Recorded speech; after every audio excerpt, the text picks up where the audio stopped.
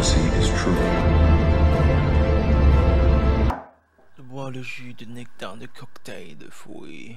Bonjour, bonsoir à tous et toutes, et bienvenue dans ce nouveau numéro de Jus de Ciné, l'émission qui parle de cinéma de façon plus ou moins rapide et agréable, qui se consomme comme un jus de fruits. Je suis ravi de vous retrouver aujourd'hui pour ce 8e numéro de Jus de Ciné, plus que ravi, malgré une période un petit peu difficile, disons, parce qu'il s'est passé beaucoup de choses sur ces deux dernières semaines. On va évidemment en reparler. Je suis en compagnie de Marie, à nouveau. Salut. Bonsoir. Ça va bien? Oui. Ça va bien. Oui. Tout le contexte, ça va? Voilà, c'est ça. On a de la chance d'être confinés ensemble, parce que sinon l'émission là aurait été un peu en péril. Est-ce que c'est une chance? Ça c'est notre débat. Ceci ne nous regarde pas.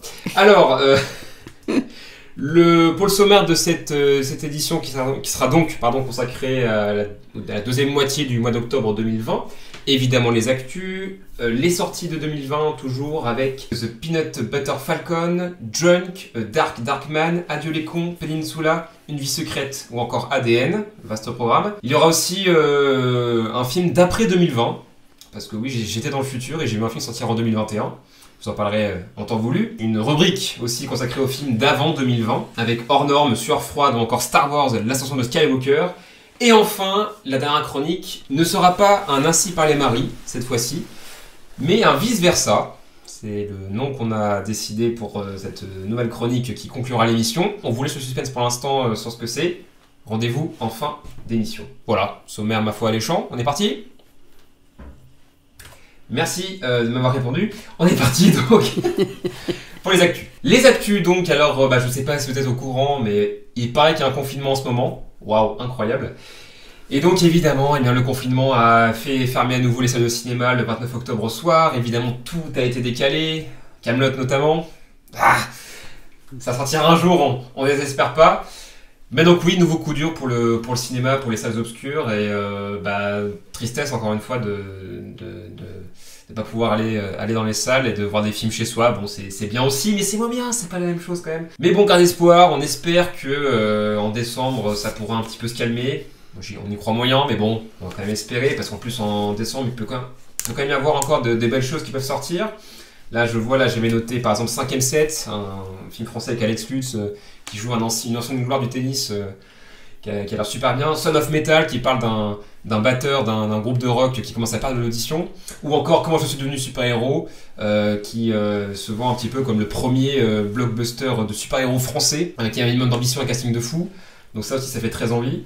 Et puis donc on se rassure en disant qu'il y a quand même beaucoup de belles choses qui sortiront en 2021. Toutes les belles choses qui vont sortir en 2020 notamment. Donc voilà, un mot là-dessus. Marie. Pardon. Excuse-moi, je te réveille. Non, Fallait pas d'être intéressé quand même un minimum. Ouais. C'était quoi la question? C'était la question. Moi je demandais juste ce que tu pensais des salles fermées, du confinement, tout ça. Voilà, ça marche. Alors, on n'a pas le choix et je crois que malheureusement... Et est-ce que tu penses qu'en décembre ça va réouvrir? Je pense qu'il y a peu d'espoir. Il y a peu d'espoir, on est d'accord. Je suis d'accord, ça me rend triste, mais je pense qu'effectivement il y a peu d'espoir. Bon. Après les cinémas, oui, bien sûr, puisque bon, notre chronique c'est sur le cinéma, donc, mais c'est vrai qu'il faut penser à toutes les personnes qui sont concernées par le confinement. Les restaurateurs, Voilà, ça touche beaucoup de les monde, artistes. Mais... Oui, bien sûr. Mais voilà, est-ce qu'on peut faire autrement? Hélas non. Hélas non. Non. C'est un peu voilà. Je sais pas quoi dire. Bon bref. Une petite actu que j'ai trouvée assez intéressante. Netflix, Disney et Amazon devront investir à partir de bientôt ou en tout cas ça va être assez imminent. Donc devront investir 20 à 25% donc de leurs recettes dans la création française. Ils le faisaient déjà, mais c'était pas un pourcentage aussi élevé. Du coup jusqu'ici c'était surtout les chaînes de télé, par exemple, qui finançaient majoritairement le cinéma, pas que français mais aussi plutôt européen. À chaque fois que vous allez voir un film européen, vous pouvez être sûr que vous pouvez voir dans les coproducteurs Ciné Plus ou Canal Plus, ce genre de trucs. Donc là on devrait voir un peu plus Netflix, Amazon ou Disney dans les coproducteurs. Et ce qui peut peut-être aboutir à un assouplissement de la chronologie des médias. Donc la fameuse loi qui en gros interdit une plateforme de SVOD, donc genre Netflix ou quoi, d'avoir un film récents sur leur plateforme directement. C'est-à-dire qu'un film qui est sorti au cinéma, il faut qu'ils attendent à l'heure actuelle 36 mois pour pouvoir le mettre sur leur plateforme. C'est pour ça que sur Disney+, par exemple, vous n'avez pas le dernier Avengers. C'est pour ça que sur Netflix, vous n'avez pas, j'en sais rien moi, 1917 ou que sais-je. Et donc, si jamais ils investissent donc, à cette hauteur-là, peut-être qu'il peut y avoir un assouplissement de la chronologie des médias. Certains y voient une bonne chose. Bon, à la limite, pourquoi pas, mais j'ai quand même peur que ça, encore plus, ça ne fasse un gros coup au marché DVD Blu-ray. Parce que forcément, du coup, les gens vont attendre que ça soit sur une plateforme de SVOD plutôt que d'acheter le DVD. C'était aussi à ça que servait la chronologie des médias, entre autres. Et puis surtout, il y avait, parce qu'en fait, jusqu'ici, c'était Canal+ qui avait le monopole de diffuser les films à la télé en premier, entre guillemets. Mais en contrepartie, ils versaient donc pas mal de leurs recettes dans la création française. Et donc, apparemment, Disney, Amazon et Netflix pourraient donc prendre le pas sur Canal+, ce qui ferait qu'ils n'auraient plus l'exclusivité. On va voir comment ça va se rendre. Ça va se Moi, je pense que quelque part, ça ne peut être que constructif.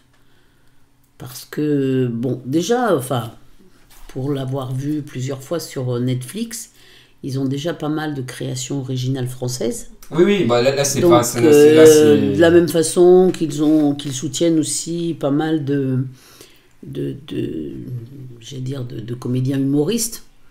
Oui, mais c'est pas exactement les seules options qui soutiennent, c'est ça le problème. Non, mais de toute façon, ça peut être que positif. Mais avec ça, ils peuvent aider. Voilà. Par contre, le seul truc, c'est qu'en contrepartie, c'est le marché vidéo qui risque d'en prendre un coup, par contre. Justement, avec la chronologie des médias qui peut être assouplie, bon, à voir comment ça se goupillera.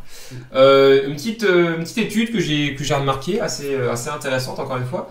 Donc une étude britannique de Broadband Choices qui a donc répertorié les 10 films d'horreur qui étaient les plus effrayants selon les battements de cœur des spectateurs. Donc en gros, ils ont pris 50 films d'horreur, les 50 meilleurs films d'horreur selon le site Reddit ou encore des listes de critiques cinéma professionnels. Et donc on arrive à ce top 10 là. En numéro 10, The Visit de M. Night Shyamalan. Numéro 9, The Descent de Neil Marshall. Numéro 8, Mr. Babadook de Jennifer Kent. Numéro 7, Conjuring 2 de James Wan. Numéro 6, It Follows de David Robert Mitchell. Numéro 5, Paranormal Activity de Oren Peli. Numéro 4, Hérédité de Ari Aster. Numéro 3, le premier Conjuring de James Wan. Numéro 2, Insidious de James Wan. Et le premier, c'est donc Sinister de Scott Derrickson.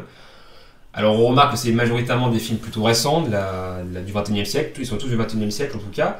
9 films américains, un film australien, donc avec Mr. Babadook. Ils ont battu des films comme Les Griffes de la Nuit, comme le Halloween de Carpenter, ou même Shining, ou Scream. Donc, qu'est-ce que ça dit ? Je n'en sais rien. C'est peut-être que maintenant, les films d'aujourd'hui sont peut-être un peu plus basés sur l'angoisse avec... parce que voilà, donc ça a été fait à partir des battements de cœur des spectateurs qui ont donc visionné tous ces films-là.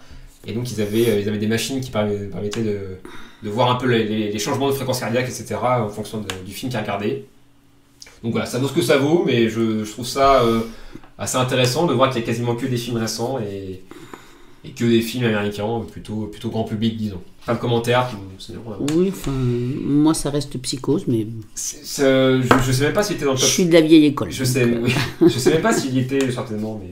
Après, voilà, peut-être qu'il y a aussi le côté un peu, forcément... C'est pas forcément... Enfin, c'est pas encore des films flippants, mais c'est plus des films que tu regardes pour tout ce qu'ils ont apporté, justement, aux films récents, ou... Bon, bref. Et, dernière actu, évidemment, nous ne pouvions pas... Je vais pas y arriver. Ne pas en parler. Merci beaucoup. Le décès de l'acteur Sean Connery, le 31 octobre dernier, à 90 ans, est-il... On essaie de résumer un peu son CV, on va quand même le faire. Évidemment, le tout premier James Bond au cinéma. Il l'a incarné 6 fois, si je dis pas de bêtises. Il avait également été vu dans Le Nom de la Rose de Jean-Jacques Hano, Les Incorruptibles de Brian De Palma, ou encore le troisième Indiana Jones de Steven Spielberg. Il jouait le papa de Indiana Jones, et tant d'autres rôles. Voilà. Après, ça m'a fait prendre conscience que finalement, c'est un acteur que je connaissais assez peu, hélas. Mais déjà, je vous parlerai du premier James Bond dans la prochaine émission. Un truc à dire peut-être. C'est un immense acteur. Immense acteur, bien sûr. Oui. Voilà pour les actus. On passe aux sorties de 2020. C'est parti. Les sorties de 2020. Alors jusqu'ici, j'étais plutôt... j'abordais les films dans l'ordre où je les ai visionnés. Cette fois-ci, en tout cas pour la sortie de 2020, on va expérimenter donc un ordre chronologique de sortie. Donc on va commencer par le film qui est sorti le plus tôt dans l'année. Et après, on on arrivera sur les films qui sont sortis assez récemment. Alors bon, hélas, notamment pour les films récents, bah, vous pourrez pas aller les voir en salle pour l'instant, parce que MDR, elles sont fermées, les salles. Mais voilà, c'est des films, c'est 2-3 films que j'ai réussi à voir juste avant que les salles ferment. Puis voilà, bah, ce sera des films que je vous encourage majoritairement à aller voir une fois que les salles rouvriront, en espérant que les films seront reconduits après le confinement. Logiquement, oui. On l'espère en tout cas. Dans un premier temps, on va commencer par un film sorti en début d'année, donc c'est plus ou moins un rattrapage. C'est The Peanut Butter Falcon, réalisé par Tyler Nielsen et Michael Schwartz, qui raconte l'histoire de Zach, qui est un jeune homme trisomique, qui arrive à s'évader de son institut psychiatrique, disons, et il va tomber sur un certain Tyler, qui est une espèce de petite frappe en cavale, et ils vont vivre une aventure un peu humaine tous les deux, ils vont essayer d'amitié, etc. Et puis il va évidemment y avoir quelques embûches sur leur chemin. Voilà, c'est un espèce de road trip plutôt beau, c'est un beau film attachant qui fait beaucoup de bien. Juste que quand même l'histoire reste un peu classique tout de même, forcément ça joue beaucoup sur le côté trisomique du personnage principal, donc de Zach. Mais voilà, après l'acteur est touchant et ça fonctionne quand même. Mais voilà, ça peut paraître un peu forcément, je dirais pas tire-larme, mais forcément un peu facile, un peu académique. C'est quand même un beau film, voilà, mais malgré tout, quelques erreurs de raccord dans le montage, un petit peu, musique un peu trop omniprésente, il y a beaucoup de folk et de country, ce qui fait très film indépendant américain. Et puis il y a aussi une fin un peu bâclée, qui m'a un peu déçu, on a un peu l'impression, on n'a plus de budget, désolé.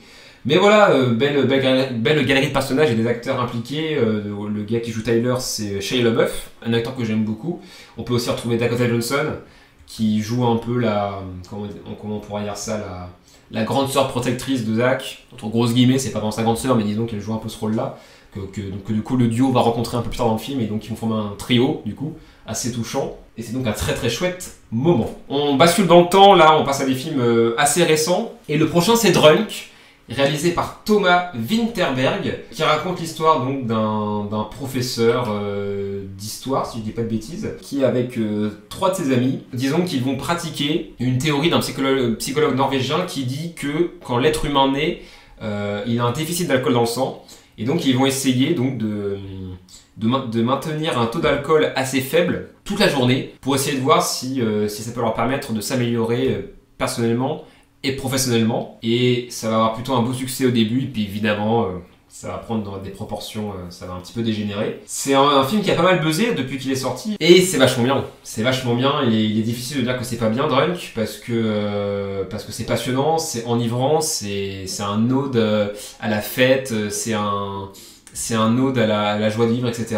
Et puis, on pourrait croire que c'est un film moralisateur sur le papier, mais finalement non, le film arrive à trouver la juste frontière entre le « attention, mais quand même éclatez-vous ».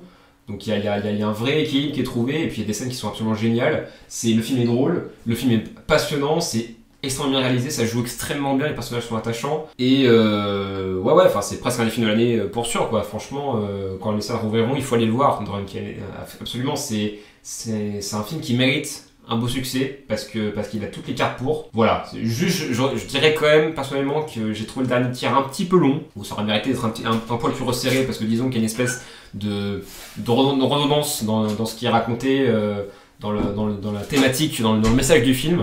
Mais mis à part cela, c'est vraiment très très bien. Drunk, je vous le recommande à fond. On enchaîne avec Darkman, réalisé par, alors attention ça va être très compliqué à dire, Adilkan Yerzanov.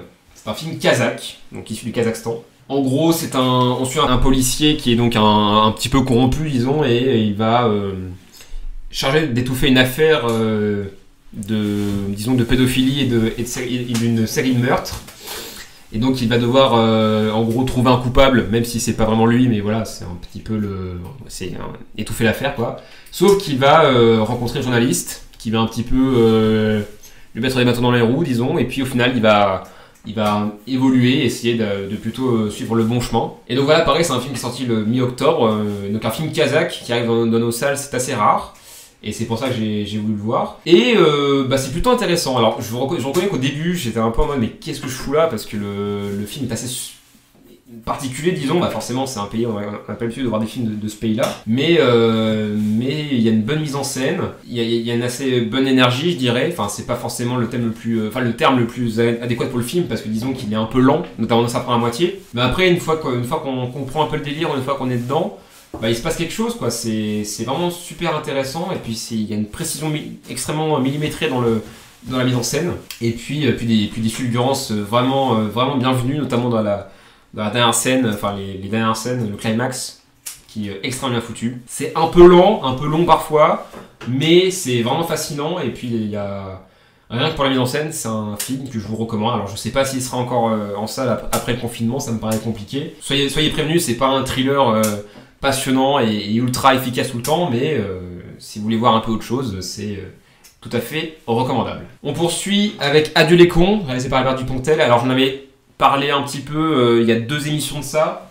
quand j'avais abordé Bernie, donc je vais pas beaucoup développer, mais juste vous dire que c'était formidable, parce que je l'avais vu en avant-première, donc Adieu les cons. Les acteurs sont formidables, il y a tellement d'idées de mise en scène, c'est ça que j'adore chez Dupontel, c'est qu'il y a tellement d'idées de mise en scène, c'est ultra efficace, ça ne s'arrête jamais, il y a un rythme extrêmement soutenu, c'est drôle, c'est émouvant, c'est vraiment très très bien, c'est un des films français de l'année pour sûr, et c'est le genre de film qu'il faut voir, quoi. C'est le genre de film qui fait beaucoup de bien, et voilà, je ne sais pas trop quoi dire de plus, c'est vraiment très très bien, Adieu les cons, quoi. Et même si c'est un Dupontel un peu sage par rapport à ses précédents films, bah justement ça peut être aussi, c'est un film plus accessible, disons, et du coup ça peut faire un très beau succès, et ça le mériterait amplement. On enchaîne avec Peninsula, réalisé par Yeon Sang-ho, qui se veut être plus ou moins la suite de Dernier Train pour Busan, succès surprise du cinéma coréen de 2016, qui raconte donc ça se passe 4 ans après les événements du premier film, donc comme dans la vraie vie, disons, parce qu'on est 4 ans après la sortie du premier film. Et en gros, on va suivre un groupe qui va donc se rendre dans la Corée du Sud, qui a été mise en quarantaine, disons, où il reste encore des zombies, pour récupérer une somme d'argent. Évidemment, ça va mal se passer, forcément. Et donc disons que depuis la sortie du film, il prend un peu cher, hein, on va pas se mentir. Déjà avant la sortie du film, j'avais vu pas mal de retours assez négatifs dessus, ce qui est un peu dommage parce que le premier film était plutôt une bonne surprise. Donc on avait envie de voir un peu ce que pouvait nous proposer le metteur en scène avec une suite avec un peu plus de budget, avec un peu plus d'ambition. Mais pour le coup, peut-être qu'il a eu un peu trop d'ambition sur ce coup-là, effectivement. Je vais faire partie des gens qui défendent un peu le film. Alors qu'on soit d'accord, je dirais pas que c'est raté, mais en tout cas, il y a beaucoup de défauts, indéniablement. Déjà, effectivement, beaucoup de gens l'ont relevé. C'est assez moche, les effets spéciaux sont assez médiocres, malgré un budget qu'on devine un peu confortable. Enfin, les effets spéciaux sont moches, quoi. Je peux pas le dire autrement. Le scénario est très classique, c'est peu subtil, les personnages sont caricaturaux, l'émotion est beaucoup trop forcée. Et puis même en termes de photographie, de lumière, c'est assez dégueulasse. Les nuits notamment, c'est des nuits américaines. Donc ils ont filmé de jour et ils ont mis un espèce de filtre pour que ça fasse nuit, mais ça se voit énormément, donc c'est un peu dégueulasse. Mais disons qu'il y a un rythme assez soutenu, notamment dans la première moitié, qui fonctionne, je trouve, plutôt bien. Et puis le film est un espèce d'hybride assez improbable entre Mad Max, John Wick ou encore Fast and Furious. Alors ça paraît très très gloubi-boulga sur le papier, mais non, je trouve que c'est honnête, je trouve que c'est appréciable. Évidemment, c'est très en dessous du premier film, parce que déjà on est dans un délire beaucoup plus bourrin et action.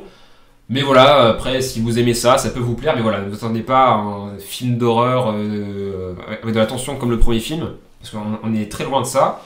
Et pour le coup, la scène d'intro, par contre, peut vous plaire, parce qu'elle est vraiment dans l'optique du premier film. Mais après, on part totalement sur autre chose, et ça peut vous perdre. Je peux comprendre, voilà, il y a vraiment beaucoup de défauts, et il est possible que vous détestiez le film. Moi, j'ai trouvé honnête. Mais c'est vrai qu'il y a pas mal de choses qui ne vont pas. Il faut quand même avouer que la mise en scène est relativement bonne, ce qui est toujours appréciable. Voilà, donc Peninsula, pareil, je pense qu'il sera encore dans les salles après le confinement, donc je vous invite tout de même à y aller. Pour le coup, si vous n'avez pas aimé le premier film, tentez quand même, parce que vu que c'est radicalement différent, pourquoi pas. On enchaîne avec Une vie secrète, réalisée par Aitor Aregui, John Garamo et José Marie Gonaga, donc film espagnol. Pareil, j'en avais parlé vite fait dans l'émission précédente, donc je vais aller assez vite. Donc le film est sorti le 28 octobre, donc il est resté à peine 2 jours en salle avant la fermeture. Donc je pense que là, sans aucun doute, il sera encore en salle après le confinement. Et donc voilà, donc ça racontait cette histoire de ces taupes donc, qui ont dû s'enfermer chez eux pendant plus de 30 années. Donc c'était des républicains qui avaient qui s'étaient opposés à l'avènement de Franco donc en Espagne.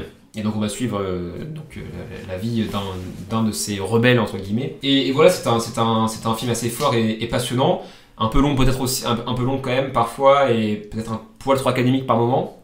Mais c'est un film intéressant et même presque nécessaire par moment. Parce que voilà, ça racontait quelque chose d'assez peu connu en Espagne et donc voilà, je vous le recommande plutôt. C'est pas un film que je dirais qui est incroyable, mais je vous le recommande quand il sera à nouveau en salle. Et enfin, on termine les sorties de 2020 avec le film que j'ai vu juste avant les fermetures des salles. J'y suis allé le 29 octobre à 18h, donc c'était vraiment la toute dernière séance avant que ça ferme. Le nouveau film de Mai Wen, ADN, qui raconte l'histoire donc d'une famille, donc notamment le personnage de Neige, enfin interprété par Mai Wen, où le personnage s'appelle Neige, elle dit pourquoi dans le film. Et en gros, donc ils font face à un deuil familial, donc c'est le grand-père de la famille, l'arrière-grand-père, ça dépend à quelle génération on se place, mais en tout cas c'était le grand-père de Neige, donc qui décède. Et disons que, comme c'est expliqué dans le film, c'est un petit peu la colonne vertébrale de la famille, parce que c'est une famille extrêmement dysfonctionnelle et très nombreuse, et disons qu'à partir du moment où il va décéder, il va y avoir pas mal de conflits dans la famille, et donc le personnage de Neige va, à partir de là, devoir un peu évoluer et remettre en question sa vie. Et pareil, c'est un film qui est un peu dérouté, et pour cause, c'est un film qui a un ton assez particulier, parce qu'il se permet d'avoir beaucoup d'humour noir à certains moments, et en même temps d'être beaucoup plus léger à des moments où tu te dirais, ouais, quand même, c'est bizarre. Donc voilà, ça peut un peu décontenancer. Moi, j'ai trouvé le film vraiment beau et déjà très bien réalisé. Les acteurs sont excellents et les personnages, ils sont mi-attachants, mi-détestables, on va dire. Ça dépend un peu des personnages. Non, je trouve que c'est un bon film. Souvent maladroit par rapport à ses variations de ton, mais très intéressant. Et surtout, je dois dire que j'ai eu un assez gros coup de cœur pour le personnage de Louis Garrel, qui joue donc l'ex-mari du personnage de Mai Wen, que j'ai trouvé extrêmement drôle. J'ai beaucoup ri dans la salle. C'est rare que je ris beaucoup dans une salle de cinéma. Je suis assez difficile à faire rire devant un film, notamment quand c'est pas une comédie. Et là, je dois avouer que le personnage est vraiment très très drôle et assez solaire. Il fait vraiment beaucoup de bien dans tout parfois ce mélodrame un peu trop appuyé. Pareil, le film sera, vu qu'il est sorti le 28 octobre, il sera évidemment en salle quand ça rouvrira. Donc je vous invite à y aller parce que c'était un film vraiment intéressant. Voilà pour les sorties de 2020. Intéressant, j'ai dit encore intéressant, j'ai dit encore beaucoup intéressant. Très vite fait, je parle d'un film qui sortira en 2021, je voulais quand même en parler parce qu'encore une fois je l'ai vu en avant-première dans le cadre des rencontres de Limoges. Ce film c'est Vaurien et c'est réalisé par Peter Dorountsees, qui est encore une fois un premier film. Et en gros, très vite fait, ça raconte l'histoire. Disons que c'est un mec qui est un peu... on sait pas trop qui c'est un peu un inconnu, il erre un petit peu sans but, etc. Il rencontre des gens, machin. Et il va arriver sur Limoges. No fake, il arrive sur Limoges. Et donc, disons qu'assez vite, on va comprendre que c'est pas un mec très fréquentable, sans trop en dire.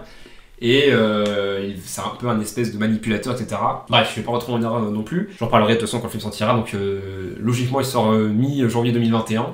On verra bien. En tout cas, c'est un espèce de thriller dramatique que j'ai trouvé vraiment, vraiment bien. Donc, le personnage principal est interprété par Pierre Deladonchamp. Et en tout cas, il est assez bluffant parce que parfois ça se joue à un regard, ça se joue à une mimique où vraiment il peut passer d'un mec plutôt gentil et doudou à un mec assez terrifiant et assez inquiétant. Et donc pour ça, le metteur en scène le capte très très bien. Et voilà, et puis donc les décors, forcément, c'est Limoges quoi, donc c'est la ville, c'est notre ville, RPZ.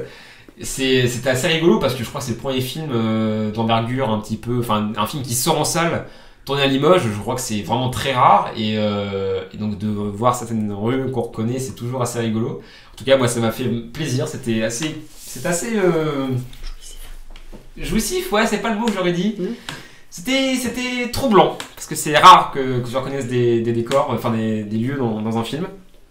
Et voilà, au-delà des décors, voilà, les acteurs sont bons, les personnages sont intéressants et très bien joués. Il y a des très bonnes idées, la mise en scène est plutôt efficace. Je dirais juste que parfois le film, forcément c'est un premier film, donc il y a un peu le défaut du premier film, c'est que le metteur en scène veut trop en raconter. Et d'ailleurs, parce qu'il y avait un débat avec le metteur en scène après la séance, il a voulu raconter beaucoup de choses, c'est tout à son honneur, mais parfois c'est un peu maladroit. Il aurait mérité de resserrer un peu plus son propos, pas forcément faire plus court. Encore parce que justement le film aussi je l'ai trouvé un petit peu court, je trouve que la fin est un peu rapide. Ce qui est enrichissant, c'est que j'avais quelques réserves sur le film et après en parlant avec le metteur en scène, enfin pas moi personnellement mais la salle, bah, il revenait sur certains trucs que j'avais pu trouver un peu étranges, et finalement il les justifiait plutôt bien, donc ça c'est toujours aussi cool d'avoir l'avis du metteur en scène directement. Donc voilà, je vous en reparlerai, mais Vaurien est un beau premier film que je vous recommande, et je vous en reparlerai donc mi-janvier. On passe aux sorties d'avant 2020, et tu vas pouvoir intervenir Marie, parce que tu as voulu parler de 2 films, donc un que je n'ai pas vu, l'autre que j'ai vu, mais que j'ai vu au cinéma il y a un petit moment. Toi, c'est des films que tu as découverts ces 2 dernières semaines, donc tu as voulu... Oui. Voilà, d'accord ? Oui. Donc tu as voulu en parler, et donc je te laisse carte blanche à partir de maintenant. Tu vas nous parler de Hors Normes, le dernier film de Eric Toledano et Olivier Nakache, metteur en scène de Intouchable, de Samba, ou encore du Sens de la Fête. Qu'as-tu pensé donc de Hors Normes ? Moi je ne l'ai pas vu, donc je vais te laisser vraiment parler à fond. Donc oui, Hors Normes. Comme tu le disais, Nakache et Toledano, donc on les présente plus. C'est sorti en 2019 et en fait il a été présenté le soir de la clôture, donc hors compétition, du 72e Festival de Cannes. Que dire de ce film ? J'avais, un a priori plutôt positif par rapport au film, parce qu'il y a 2 acteurs que j'aime beaucoup, et entre autres, et surtout Reda Kateb, qui est vraiment un acteur que je trouve particulièrement lumineux dans la plupart de ses rôles. Et du coup, donc, pour avoir vu une bande-annonce, puisqu'il est passé sur Canal, donc je me suis dit, tiens, j'aimerais bien le voir.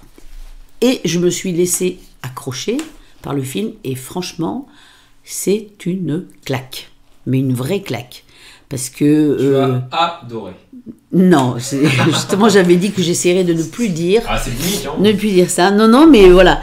Mais c'est un film qui fait réfléchir, qui fait rire, et qui fait pleurer. Et en fait, tu ris et tu pleures en même temps, donc ce qui fait que ça fait longtemps, si tu veux, qu'il y a pas tellement de films, en fait, où tu peux à la fois rire parce que c'est drôle, mais pleurer parce que c'est drôle aussi, et rire parce que c'est pas drôle, et pleurer parce que...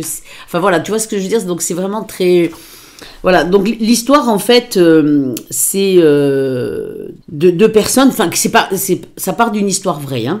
Ça part donc de 2 personnes, donc Bruno, qui est joué par Vincent Cassel, puisque c'était donc le 2e personnage dont je devais parler, et Malik, par Reda Kateb, qui vivent depuis 20 ans dans un monde qui est vraiment complètement à part, puisque c'est le monde des enfants et adolescents autistes.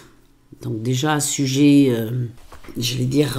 particulier, ou pour le moins pas très souvent traité. Donc ils ont une association chacun, ils sont donc dirigeants d'une association, et leur but c'est de former donc des jeunes issus des quartiers difficiles, de les former pour être après... alors, éducateur est peut-être pas le mot, mais bon, on va prendre ce mot-là, parce que j'en ai pas d'autre qui me vient à l'esprit, pour pouvoir encadrer, donc en fait...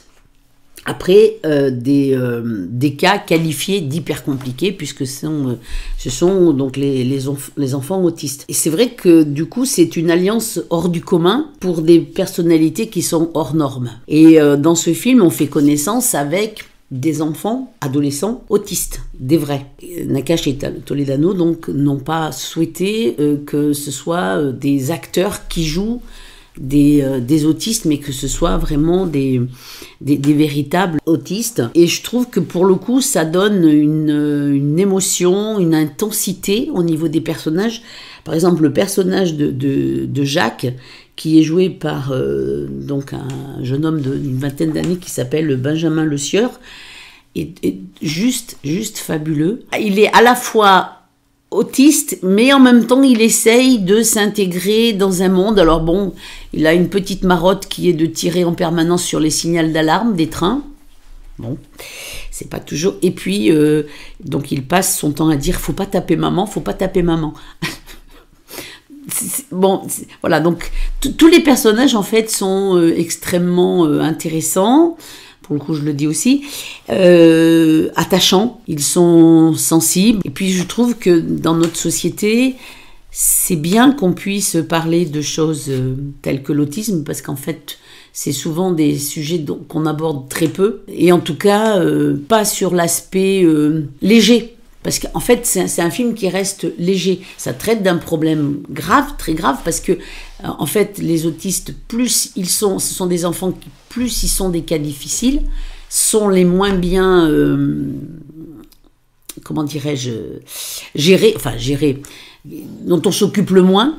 Et puis c'est vrai que les parents qui sont confrontés à des enfants donc avec des cas difficiles, eh bien c'est qu'en grandissant, ils se retrouvent, par exemple, jusqu'à la majorité, les enfants sont gérés, j'allais dire, par des associations ou des centres spécialisés. Par contre, on passait la majorité, ces enfants-là, on les remet dans le circuit normal, entre guillemets, mais le problème, c'est qu'ils ne sont pas du tout adaptés à ce genre de situation. Donc voilà, le film pose la question de la prise en charge des autistes lourds, là où aucune solution n'est apportée aux familles. Et ce film, il est à la fois triste, humain, émouvant, et puis qui laisse tellement d'espoir, parce que en fait, c'est plutôt un joyeux happy end. Donc voilà, surtout, et à voir, encore une fois, pour les acteurs que sont Vincent Cassel, qui est vraiment, j'allais dire, presque à contre-emploi, parce que bon, il est très très loin de son rôle de Mérine,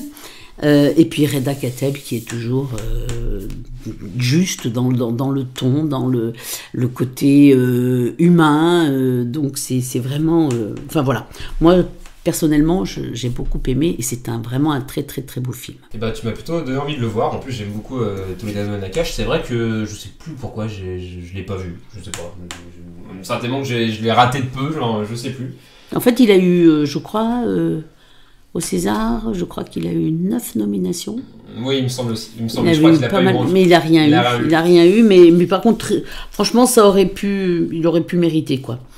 Disons que les comédies dramatiques, c'est pas forcément ce qui marche le mieux au César. Mais bon, ouais, c'est vrai. On enchaîne, si tu parlais, pardon. Oui. Avec Sueur froide, Vertigo, réalisé par ce bon Alfred Hitchcock. C'est plus ou moins moi qui t'ai un petit peu incité à le voir. Ouais, je voulais le voir aussi. Oui, non, mais je sais bien, mais donc ça reste je t'en ai parlé voilà, de Hitchcock, oui. Oui, c'est voilà. Après, je crois que t'as pas eu la même approche. Disons, j'avoue avoir été un chouïa déçu. Je le reconnais. Parce que j'avais des grosses attentes sur le film, hein. C'est souvent considéré, peut-être juste derrière Psychose, comme l'un des meilleurs films de Hitchcock, certainement, ce Vertigo. Je ne vais pas raconter l'histoire, hein. Je pense que tout le monde la connaît, donc cet ancien inspecteur de police qui est donc sujet au vertige et qui va devoir enquêter sur une femme qui sera une réincarnation une ancienne légende, bref, je vais pas trop en dire non plus. Bah oui, disons que ce qui m'a décontenancé, c'est que... comment je ferais ça ? Le rythme est lent. C'est-à-dire que c'est un film qui est très lent, qui prend son temps, et je dois dire que je trouve aussi que le scénario est parfois un peu gros, notamment sur la deuxième moitié du long métrage. Mais malgré tout, évidemment que c'est très très bien réalisé, évidemment que ça joue très bien, évidemment que les personnages sont attachants. Je trouve qu'il y a quand même des scènes absolument dingues. J'ai adoré la scène d'introduction. Il y a aussi une scène de cauchemar entre guillemets qui est juste formidable, qui est d'une telle modernité, c'en est incroyable. Mais il y a d'autres scènes que je trouve bizarrement exécutées. Je trouve notamment que la scène finale est très bizarre. Les dernières secondes du film sont extrêmement étranges. On a l'impression que c'est une espèce d'erreur sur le tournage qui s'est passée, c'est très bizarre, bref. Donc j'avoue que j'ai été un peu déçu sur le film, ouais, j'ai préféré Psychose ou même Fenêtre sur cour, dans le même genre, donc voilà. Bon, c'est pas...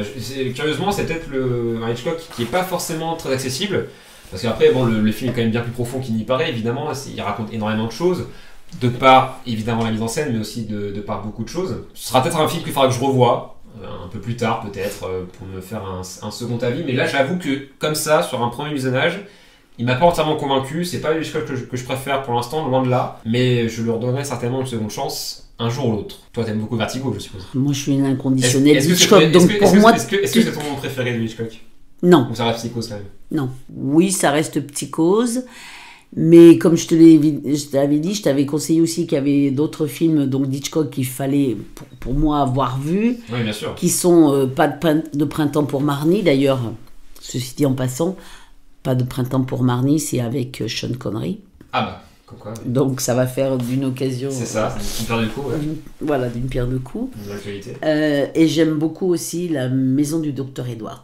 D'accord. Qui sont peut-être des films un peu moins connus d'Hitchcock, ouais, qui sont moins connus, ouais. mais qui par contre sont vraiment... voilà. Et puis il y a Les Enchaînés aussi avec Ingrid Bergman. Enfin bon, en fait, bon, pour bien faire, il faut prendre tout Hitchcock. Ouais, c'est ça, il faudra pas tous les voir, mais il a quand même fait beaucoup des films en ce mot. Hein. On enchaîne, ça sera le dernier film de sortie d'avant 2020, avant le vice-versa. C'est Star Wars 9, oui. L'Ascension de Skywalker, réalisé par J.J. Abrams. Oui. Donc c'est toi Marie qui a voulu en parler, est-ce que tu l'as vu, tu l'as découvert parce que tout récemment? Oui, parce que j'avais pas eu l'occasion malheureusement de le voir au cinéma. Moi je l'ai vu au ciné. Tu m'as offert le DVD. Oui, à contre-cœur, mais oui. Je me suis pas forcée, mais c'est vrai que je me sentais de le voir. Bah évidemment, parce que moi aussi je l'ai vu, hein, malgré tout. Que les choses soient claires, bon, pas bon, je suis une inconditionnelle du monde Star Wars.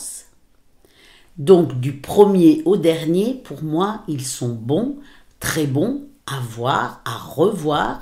Et franchement, il ne faut pas bouder son plaisir. Oui, je suis d'accord, la dernière trilogie, donc c'est-à-dire le 7, le 8, le 9, n'apporte peut-être pas grand-chose, mais ils sont là. Et franchement, on est quand même toujours dans le monde de Star Wars, dans le côté fantastique, dans le côté...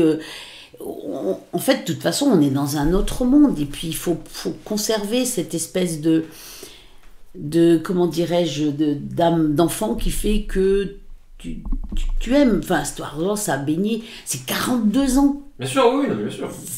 Donc moi forcément j'ai vu les premiers, enfin les premiers qu'on appelle le 4, 5, 6, oui. Le 4, 5, 6, donc voilà.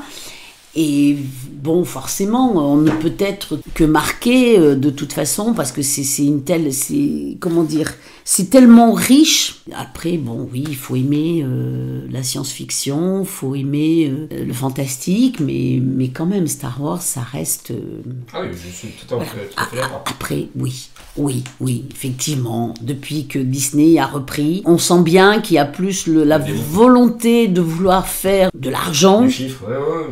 On est bien d'accord, par contre, bon, moi je commence un peu par la fin, mais c'est pas grave, on y reviendra un petit peu après sur le film. En vrai, toutes les boîtes de production de cinéma veulent faire du fric, mais disons que Disney ça se voit plus. Oui, alors, mais par contre, moi j'ai trouvé un commentaire qui était très intéressant. Plus spécialement sur Star Wars 9, je te laisse aller. Ouais, et que j'ai trouvé par contre très très intéressant parce que le critique que j'ai vu disait que par rapport à Star Wars 9, donc on se consolera en se disant que le bouche à oreille négatif et les scores décevants au box-office pourraient peut-être faire prendre conscience à Disney de la nécessité d'arrêter le massacre et de proposer quelque chose d'artistiquement plus cohérent et réfléchi, comme l'a fait la Warner, qui a quand même su sortir un immense succès commercial et artistique qui est Joker. Oui, ça c'est vrai. C'est vrai que la Joker, personne ne l'avait venir. Hein. Voilà. Du coup, donc, si la Warner a su le faire, peut-être que Disney va peut-être finir par comprendre que... Pour moi, la plus grosse erreur de Disney, ça a été de faire un Star Wars par an. Parce qu'il n'y a rien de plus il n'y a rien de mieux pour détruire un espèce d'engouement. Parce que du coup, tous les ans, c'est plus un événement en fait. C'est le Star Wars annuel. Je trouve que, parce que voilà, les films précédents, même la prélogie, je crois que c'était tous les 3 ans qu'on avait un nouveau film. Certes, il y a eu les spin-offs, etc. Mais c'est surtout que tu sentais que les films étaient faits dans la précipitation. Et surtout, vu qu'ils avaient aucune base pour une trilogie complète, on voit très très bien que le 7 et le 8 se répondent pas, que le 8 et le 9 se répondent pas, et du coup, ça crée des incohérences absolument dégueulasses. Et c'est terrible, quoi. C'est absolument terrible, mais bon. Après, comme on disait tout à l'heure, c'est 42 ans. 42 ans, ils en sont à quoi? 4e génération? 3e. Au moins 3e, oui. Grands-parents, parents, enfants, et... donc, oui. C'est tellement juteux. Non mais oui. Après, avec tous les produits dérivés, tout ça, comment tu veux que... de sûr. toute façon... ce ne sont pas des philanthropes, hein, Disney de toute façon, mais comme la plupart des... Surtout Disney, oui. Voilà, donc ils sont là de toute manière pour faire marcher une franchise. Oui, bon. Donc bon, Après, bon voilà, moi après, ce que je voudrais, c'est revenir, mais pas très longtemps, mais revenir un petit peu sur ce Sur le 9, oui. Star Wars 9, donc voilà. C'était comme ça à la base. Parce que, en fait, et moi, c'est comme ça que je l'ai pris, parce que j'en attendais rien. Et je suis quand même déçu. Non, j'en attendais rien. Je me suis laissée surprendre, et finalement, comme j'ai atténué les espoirs que je pouvais en avoir, et bien finalement, j'ai apprécié le film à sa juste valeur. Moi, j'avais envie de connaître la suite et la fin de l'histoire de Kylo Ren et de Rey. Donc, ce qui est quand même... Voilà, et puis bon, J.J. Abrams, il s'en est pas si mal sorti que ça, c'est quand même pas... Ce qui reste quand même des scènes assez mémorables, entre la scène d'introduction, justement les combats entre Kylo Ren et puis Rey. Oui, après il a voulu faire il y a trop de personnages, ça a fini par trop se mélanger, il y avait trop de monde, mais d'un autre côté on retrouve C3PO comme au début.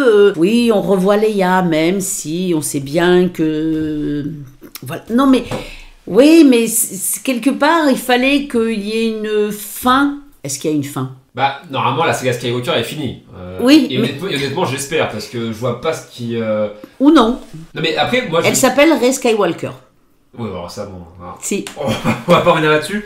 Bah, mais, oui. non, mais après, moi, je reste toujours, même si c'est Disney, toujours curieux d'une nouvelle trilogie. Mais ce qui serait bien... Parce que justement, vu que Star Wars est un univers extrêmement riche, c'est de raconter autre chose. C'est de s'éloigner un peu de Skywalker et vraiment de proposer autre chose.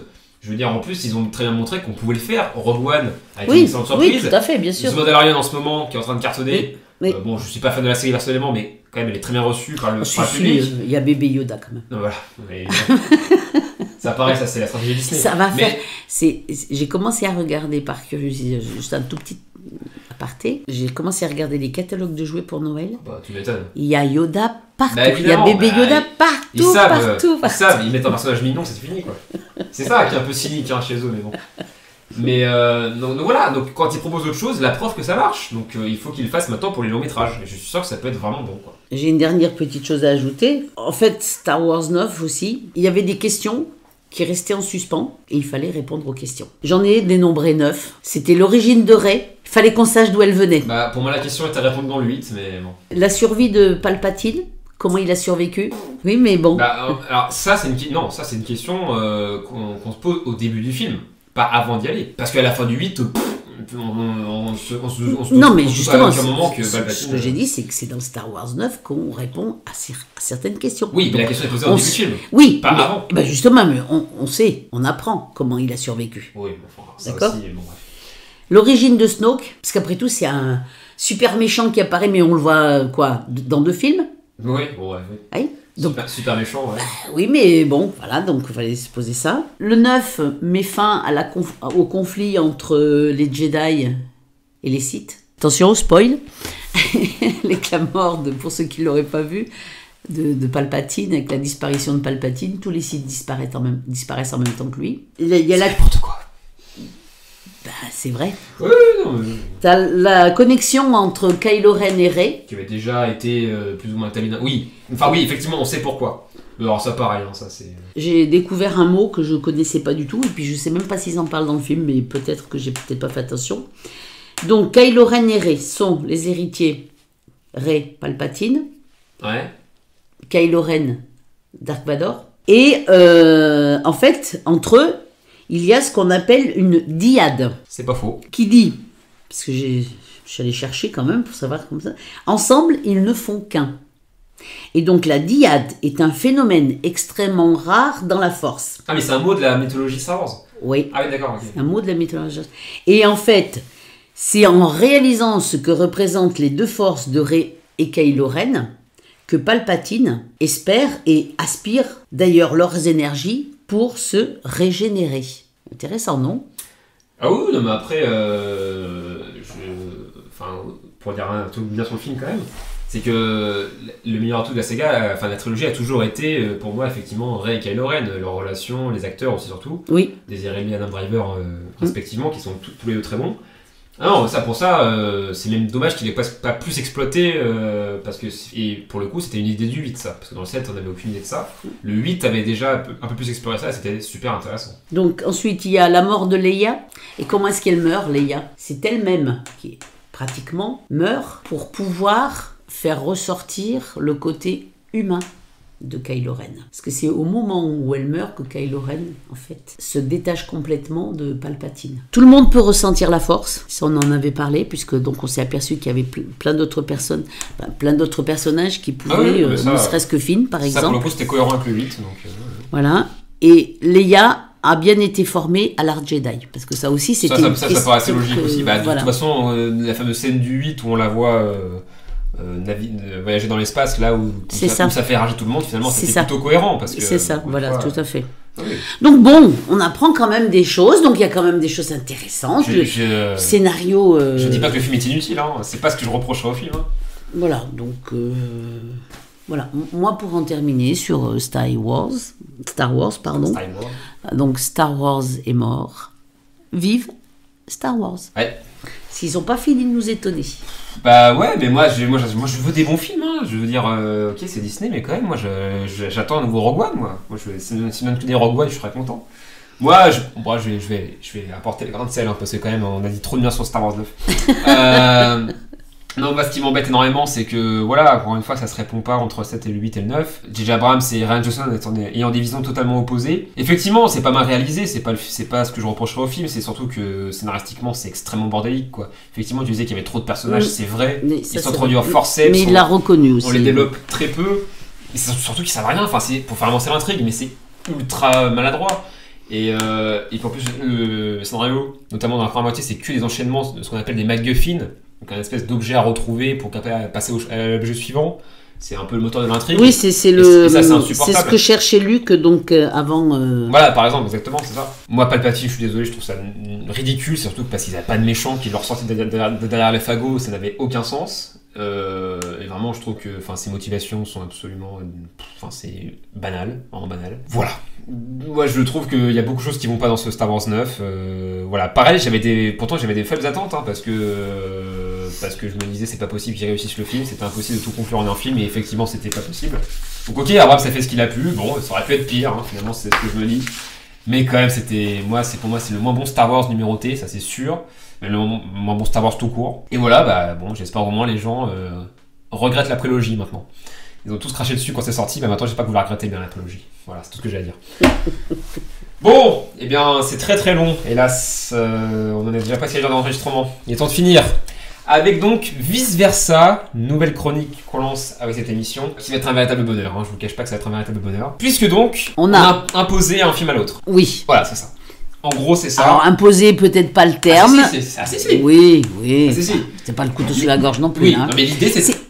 Tu as dit, il faut, puisque je t'ai imposé un film, puisque tu m'avais imposé un film sur la précédente émission. Je t'avais imposé un thème, une thématique. Oui, enfin.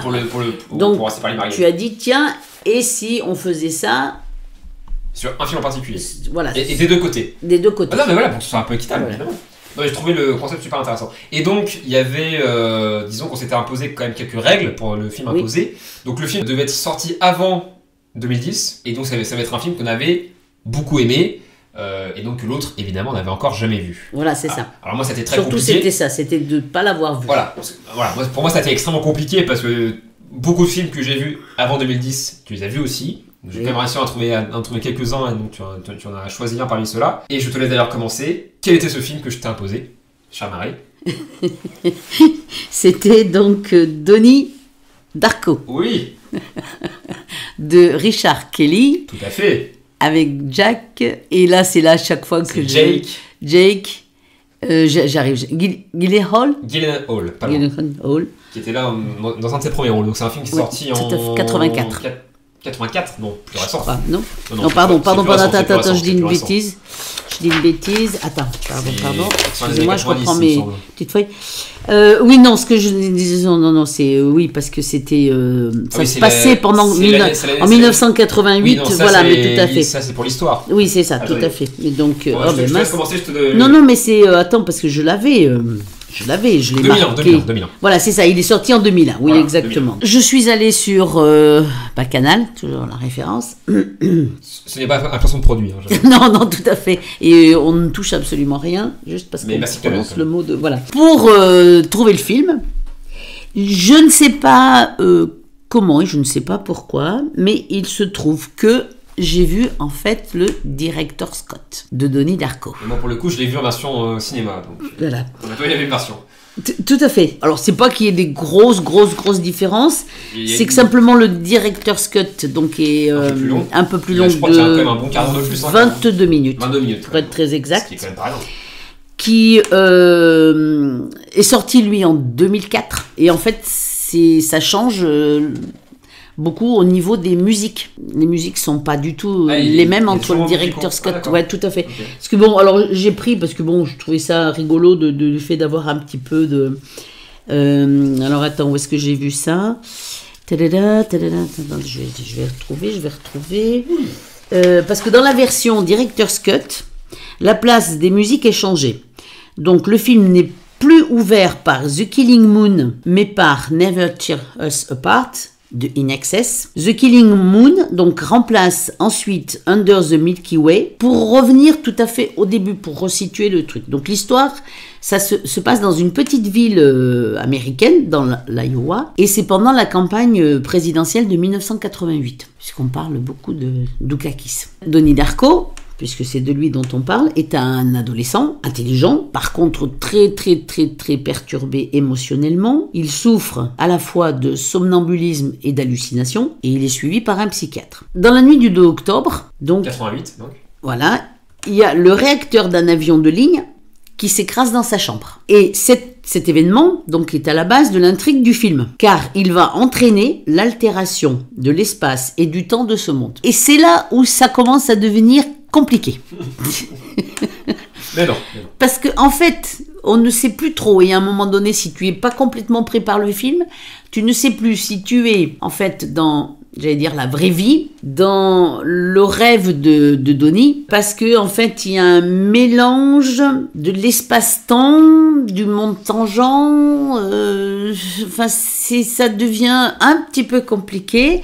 Et oui, je reconnais que par moments j'étais larguée parce que je ne comprenais plus rien. Et heureusement que le Director's Cut la version du Director's Cut est censée te donner Oui, c'est normal, elle est un peu plus claire. plus de précision, Ouais. parce que sinon autrement je reconnais que voilà.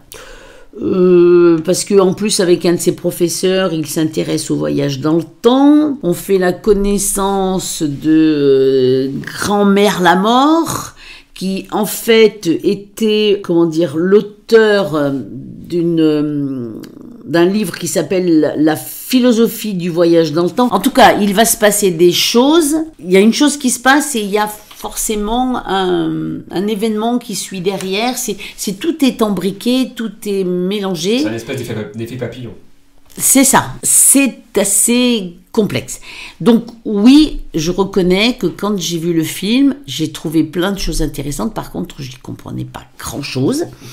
Et du fait que je savais que j'allais vous en parler, je me suis renseignée. Donc j'ai essayé d'avancer un peu. Et puis du coup, finalement, avec tous les synopsis et tout ça, les différentes critiques que j'ai pu et ben finalement, j'ai fini par mieux appréhender le film. Parce qu'en fin de compte, oui, j'ai fini par comprendre certaines choses qui se passent et tout ça. Et alors, pareil, là, je dévoilerai pas la fin non plus, parce que bon, faut surtout pas. Non. Mais en fait, à la fin, tu finis par tout comprendre. Parce que tout s'embrique. Parce que tout redevient, j'allais dire, presque dans la normalité, quoi. Je crois qu'il a une bonne cote, une très bonne cote. Donc au niveau c'est un film ouais. culte, hein, presque. Voilà, et ben c'est pour ça. Donc et voilà, et c'est devenu donc effectivement un film culte. De par justement sa singularité, c'est devenu un film assez. Tout à fait. À ses côtés. Alors, ce qu'il faut savoir par contre, c'est que quand il est sorti, il n'a pas eu un succès phénoménal. Bah, non, au contraire, non. C'est voilà.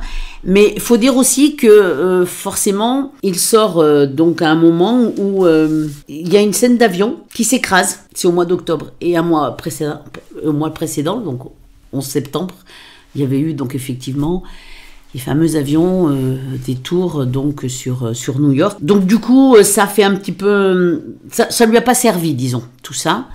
Mais par contre, c'est vrai qu'après, avec la version directeur Scott, ben, du coup, il a retotalisé, puis donc à nouveau, il a été bien vu, bien suivi. Il s'est fait des fans.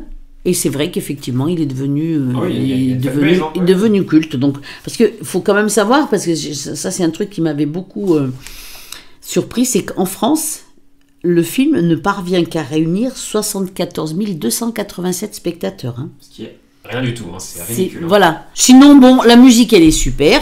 Bon, c'est la musique des années, donc ça tombait bien. Les acteurs sont bons. Je trouve que, franchement, Jack Gyllenhaal est déjà impressionnant. Hein. Oui, c'est un de ses premiers rôles. Hein. Tout à fait. Donc, c'est vrai que... Par contre, je suis beaucoup moins enthousiaste sur les autres rôles. C'est moins... Mais enfin, bon, après, c'est vrai qu'ils sont secondaires. Ils sont secondaires, ouais. Voilà, c'est ça. Donc, c'est surtout Donnie Darko. Voilà, tout à fait. Mais non, et franchement... je valide les notes qu'il a sur Sens Critique. Ah, ça fait bien plaisir, ça. Voilà. Mais pourtant, au départ, c'était pas gagné. Oui, parce que au début, tu as été très décontenancé. Hein. Et alors, surtout qu'en plus, attention, oui, c'est là que ça devient surprenant et étonnant, c'est que le film, je l'ai vu en version originale sous-titrée. Alors que c'était pas du tout prévu parce que je suis pas très très fan de la VO. Hélas. Donc voilà, bah oui. Et donc, du coup, c'est vrai que je me suis accrochée. Je suis quand même allée au bout du film, c'est bien. Malgré tout ça, et franchement, non, je suis plutôt... Non, voilà, moi, je suis fan. Ah, carrément. Oui. Non, mais très vite fait, moi, c'est un film que j'avais... Alors, pareil, hein, je reconnais que sur le moment, j'étais, pareil, un peu confus, parce qu'effectivement, c'est un film qui est assez complexe d'appréhender... sur un premier visionnage, mais après voilà, effectivement, mais quand même c'est un film qui te reste, qui t'intrigue, oui, et t'as envie d'en savoir plus, t'as envie de tout comprendre, et il y a plein de théories qui circulent évidemment, il y a plein de choses qui ont été infirmées ou affirmées par le metteur en scène lui-même, et voilà, il faut quand même rappeler aussi qu'encore une fois c'était un premier film de Darko, de Richard Kelly, qui pour le coup, à cause de ce semi-échec, disons, parce que le film aura quand même eu un succès plus tard, du coup voilà, pour l'instant il n'a réalisé que 3 films. Et pareil, c'est deux. Alors, je n'ai pas vu son deuxième film et son troisième film, je l'ai vu, c'était The Box, avec Cameron Diaz, qui, pareil, est un film très spécial aussi. Je l'ai vu il y a longtemps, mais c'est un film qui, pareil, propose des choses assez intéressantes. Bon, il est moins maîtrisé que Donnie Darko, mais c'était quand même. Non, puis ce qui est intéressant... C'est encore singulier comme film. Pardon. Ce qui est intéressant aussi, c'est cette espèce de laps de temps. Parce qu'au départ, rappelle-toi que le lapin... le fameux lapin, oui. Fameux lapin géant, qui est Frank, le personnage que lui seul voit. Et il lui dit quand même que la fin du monde aura lieu, donc c'est... attends, j'avais noté très exactement. Très exactement. J'avais noté 28 jours, mais il y avait 28 jours. Alors, 6h42 minutes et 12 secondes. 6h42 minutes et 12 secondes. Et en fait, c'est ça. Et en fait, tu suis Donnie. Donc, le premier jour, deuxième jour, troisième jour, quatrième jour, machin et tout ça. Il y a une espèce de compte à rebours qui se lance. C'est ça, voilà. Et ça, par contre, c'est le côté, je trouve que ça, c'est très... du coup, ça te donne un petit côté... Parce qu'en plus, tu sais absolument pas comment ça va se dérouler. Parce qu'en plus, tu te dis fin du monde, mais fin du monde pour tout le monde. Mais c'est ça, voilà. Alors qu'en fait, non, la fin du monde, elle n'est pas pour tout le monde. La fin du monde... Voilà, bref. Voilà, bref. On peut plus trop dire. Voilà, en tout cas, je suis content que c'était plus, en tout cas. Non, mais bien. Mais c'est vrai que le côté singulier du film peut être... c'est un risque, hein, parce que je sais que tu peux être vite décontenancé par un film quand il est un peu trop perché ou un peu trop particulier, mais bon. Voilà, en tout cas, Donnie Darko est un film que, du coup, on vous recommande tous les deux. Absolument. Voilà. Absolument. Mais si vous n'avez pas tout compris, vous inquiétez pas, vous n'êtes pas les premiers, vous n'êtes pas les derniers. Repensez-y, renseignez-vous sur le film. Et du coup, si possible, prenez la version directeur Scott. Du coup, moi, ça m'intrigue, je sais la version directeur Scott quand même. Mais la version cinéma, je pense que c'est très bien aussi. Hein. Je pense pas, à voir après au cas par cas. Bon, on termine l'émission, c'est beaucoup trop long encore une fois. Avec le film que toi tu m'as imposé, chère Marie. Oui. Bon, pour beaucoup, toi c'était plus confortable parce qu'il y a beaucoup de films, des classiques notamment, que j'ai pas vus. Oui. Beaucoup. Et donc, tu m'as imposé Casablanca, réalisé par Michael Curtiz, sorti en 1942, donc en pleine guerre mondiale, et justement le film se passe pendant la Seconde Guerre mondiale. Oui. Donc ça se passe à Casablanca. sans rire. Au Maroc. Au Maroc, exactement. Donc, où l'on suit le personnage donc de Rick Blaine, interprété par Humphrey Bogart, qui tient... Non, on dit Monsieur Humphrey Bogart. Excusez-moi. Qui tient donc un nightclub très couru à Casablanca. Donc c'est un Américain qui est en exil et qui comme beaucoup à Casablanca, essaie de... Enfin, pas forcément lui, mais en tout cas, il y a beaucoup de gens qui veulent rentrer aux États-Unis pour un peu fuir... Bah lui non, parce qu'il est recherché. Voilà, donc, voilà. Lui non. Il va rencontrer un jour Victor Laszlo, oui. qui est pareil, cherche à rejoindre les États-Unis. Et la particularité de ce monsieur, c'est qu'il est marié à une femme qui s'appelle Ilsa, qu'il connaît très bien, puisque c'est plus ou moins l'amant de sa vie. Et donc, ce personnage est interprété par Ingrid Bergman. Madame Ingrid. Madame Ingrid, ouais, ça va. Bon, alors je voulais te faire une blague, mais là on n'a pas le temps, hein, donc je vais... Si. Je vais aller dans un but. Je voulais te dire au début que c'était nul à chier, que je m'étais emmerdé comme pas possible, que c'était nul. Mais oui, parce que t'as pas voulu me dire ce que t'en avais pensé. Mais oui, mais c'est le jeu. Alors que moi, je l'ai dit d'entrée. Ah oui, mais je voulais pas savoir. D'accord. Bah oui, mais regarde. Moi, d'entrée, je t'ai dit, mais j'ai rien compris au film. Et puis regarde. Voilà, oui, mais voilà. Du coup, t'as bien aimé. Bon. Non, j'ai trouvé ça très très bien. Bien sûr que c'est très très bien. J'aurais pu ne pas aimer, mais bon, c'est quand même un classique assez indispensable. Et voilà, bah, effectivement, c'est un très très beau film. C'est très bien réalisé, ça joue extrêmement bien. La musique est formidable. C'est un très beau film. Évidemment, c'est un peu le genre de film où c'est une évidence. Et non, il se passe quelque chose d'assez fort. C'est absolument passionnant. Je saurais même pas quoi dire en fait. C'est un très très beau film. Qu'est-ce que j'ai noté là? Je vais essayer un petit peu de... Ouais, j'ai même pas été... J'étais assez concis, hein, parce que... Qu'est-ce que tu veux dire, à part que le duo principal est remarquable. Ouais, ça a très bien vieilli, il y a assez peu d'éléments vieillots, et pour des films aussi vieux, c'est assez exemplaire. Et voilà, le noir et blanc est magnifique, il y a une très belle photographie. Moi, ce que j'ai apprécié beaucoup, en dehors de tout ce que tu viens de dire, et puis des deux acteurs bien sûr, immenses, le duo est formidable. Mais ce que j'aime beaucoup, c'est qu'il a bien su, Michael Curtiz, donc, capter toute cette, l'art du temps, bien sûr, cette dualité des gens. Oui, aussi, ouais. C'est, tu as le commandant, je sais pas ce qu'il est, enfin bref, français, qui est corrompu, et qui en fin de compte, à la fin, se révèle être... Oui, enfin, attention, spoil. Non, oui, mais Rick, c'est pareil, au début, tu penses que c'est un mec... ça va être froid. C'est froid, qui n'était intéressé que par l'argent, puisque donc il a son club, machin, qui dirigeait tout ça, donc... Et en fin de compte, voilà... De la même façon que l'actrice, enfin, Ingrid Bergman, pareil, tu te dis, oh là là, mais franchement, comment elle a pu tromper son mari, enfin, tout ça. Et puis en fin de compte, non, tu comprends tout. Et puis, oui, c'est ça, oui. Et tout est... limpide. Moi, c'est le mot que j'ai envie de dire, c'est tout, enfin, tout se passe, tout est limpide, les gentils sont gentils, les méchants sont méchants, en fait. Bah, pas vraiment, justement, je trouve que c'est pas très manichéen, il y a pas mal de clair-obscur pour chaque personnage. Ouais, c'est vrai. C'est ça qui est assez formidable. Non, voilà, enfin, j'ai pas grand-chose à dire, quoi, c'est très très bien. Moi, j'ai pas à dire plus, c'est très très bien. Et donc, je vais reposer ma question à laquelle tu n'as pas voulu répondre, le lendemain du film. Oui, Tu serais parti avec qui? Bah non, mais... Bon, après, moi je suis pas une femme, donc je peux pas forcément lire. Mais si t'étais à la place de... Oui, mais c'est pas facile de se mettre à la place. Mais oui, sûrement que je serais parti avec Humphrey Bogart, bien sûr. Forcément, parce qu'il y a le côté beaucoup plus romantique avec ça, donc bon, bref. C'est quand même le summum du romantisme. Ah oui, non, mais c'est... Casablanca, donc c'est bien sûr là-dessus que le film tient majoritairement. Après, j'ai aussi beaucoup aimé le personnage de Sam, le pianiste. Qui est très touchant aussi. Bon, bref, en tout cas, c'était très très bien et c'est évidemment une très vive recommandation. Casablanca, si vous ne l'aviez toujours pas vu. Messieurs, dames, nous avons terminé. 1h17 d'enregistrement, on est bien. Ça va être un chouette montage encore une fois. Merci de nous avoir suivis jusqu'à la fin. L'émission a été encore une fois très longue, malgré le fait que ça soit passé en bimensuel, c'est encore trop long, c'est terrible. Oui, mais on a pris des films qui étaient importants et sur lesquels il y avait beaucoup de choses à dire. Donc voilà. On espère que ce sera plus digeste sur les prochaines émissions. Merci de nous avoir suivis jusque-là. On vous souhaite un bon confinement. Je sais pas si ça se dit vraiment, mais... Du coup, vous avez de bonnes raisons de rester chez vous, puisqu'on vous a donné plein d'idées de films. Ah oui, là vous avez plein de films à voir, hein, ça c'est sûr. Et malgré tout, bah, quand ça rouvrira, aller en salle quand même, hein, bien sûr. Oui. Mais aussi regarder des films, bien sûr. Bah, c'est aussi l'occasion pour revoir, voir des classiques, rattraper des films, etc. Évidemment. Merci encore. On vous souhaite une bonne soirée, bonne journée. Et à la prochaine pour un nouveau jeu ciné et pour de nouvelles vidéos. Prenez soin de vous, restez chez vous. À la prochaine. Salut! Ciao, ciao.